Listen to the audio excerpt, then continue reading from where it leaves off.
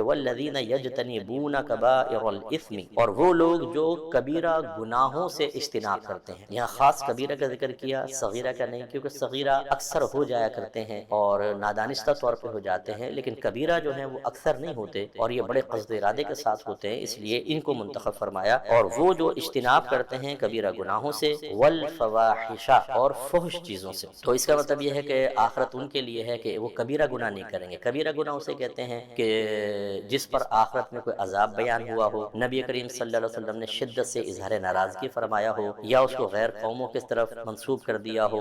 جیسے سرکار نے فرمایا کہ جب باوجود قدرت کے حج نہ کرے، وہ یہودی ہو کر مرے یا عیسائی ہو کر مرے. اس کا مطلب ہے کہ ترک حج باوجود قدرت، ترک حج بہت بڑا گناہ کبیرہ ہے. اسی طرح کوئی وعید عذاب قبر سرکار نے بیان فرمایا، بری موت کا ذکر فرمایا ہو کہ یہ کرو گے تو بری موت، تو وہ کبیرہ گناہ کہلاتا ہے. تو کبیرہ گناہوں سے بچنا بہت ضروری ہوتا ہے. صغیرہ گناہ سے بھی بچنا بہت ضروری ہے، لیکن صغیرہ گناہوں میں ایک امید یہ ہوتی ہے کہ آپ نے وضو کیا، صغیرہ گناہ بہت سارے دھل جاتے ہیں. جماعت کے لیے جا رہے ہیں، دھل گئے. آپ نے کلمہ پڑھا، آپ نے کوئی ذکر الہی کیا، اس سے دھل گئے. اور اسی طرح آپ نے توبہ کی، استغفار کیا، استغفار سے صغیرہ گناہ دھل جاتے ہیں. تو ان کے دھلنے کے چانسز بہت ہوتے ہیں، لیکن کبیرہ گناہ دھلتے نہیں ہیں. وہ پھر یا تو آدمی توبہ کرے خالص، اور جیسا طریقہ ہے توبہ کرنے کا، اس کے لیے میری کتاب لیں، کیونکہ تفصیل میں پہلے بھی بیان کر چکا ہوں، ابھی بیان نہیں کروں گا. یہ کتاب لینے، اس میں توبہ کا بہت بہترین چیپٹر ہے کہ 6 قسم کے گناہ ہوتے ہیں. 3 اللہ تعالیٰ سے تعلق رکھتے ہیں، اللہ اور بندے کے درمیان، اور 3 بندے بندے کے درمیان ہوتے ہیں. ہر ایک کی توبہ کا تھوڑا سا مختلف طریقہ ہوتا ہے، اس کو سیکھنا چاہیے. علم حاصل کرنا بھی فرض ہے. تو توبہ سے ہوگا، یا انسان حج کرے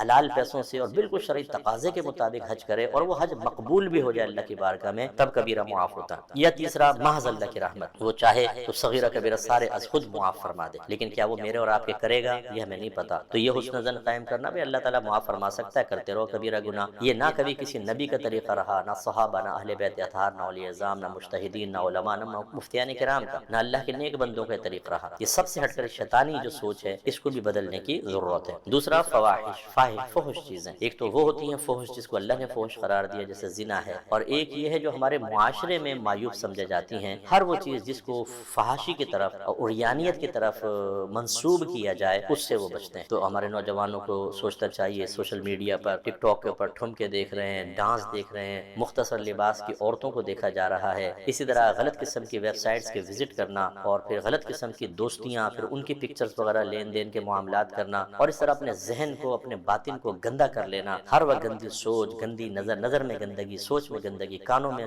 گندگی، زبان سے کلمات نکلیں تو گندے گندے الفاظ. اور ایسے ایسے میرے پاس کیسز ہیں کہ اپنے محارم سے زنا کر رہے ہیں آج نوجوان، محارم سے زنا. بہت سے ایسے کہتے ہیں کہ صاحب اتنا ذہن گندا ہو چکا ہے کہ سگی بہن کی طرف بھی نگاہ اٹھتی ہے تو اپنے آپ پہ کنٹرول کرنا مشکل ہو جاتا ہے. شرمندگی ہوتی ہے، آئینہ دیکھتے ہیں تو ایسا لگتا ہے منہ کالا ہو جائے گا. ابھی اتنی شرم آتی ہے کہ یہ نہیں ہونا چاہیے، لیکن وہ ذہن ہے کہ اور طبیعت ہے کہ قابو میں نہیں آتی. تو اس لیے نہیں آتی کہ آپ نے اپنے آپ کو گندی دلدل میں گرا دیا ہے، گندگی کی دلدل میں، جس کا نتیجہ. تو آخرت ان کے لیے ہے جو اس فواحش سے بچتے ہیں. ہمت کریں، یہ میری کتاب پڑھیں، قرب الہی بہت مدد دے گی انشاءاللہ ان چیزوں سے بچنے کے سلسلے میں.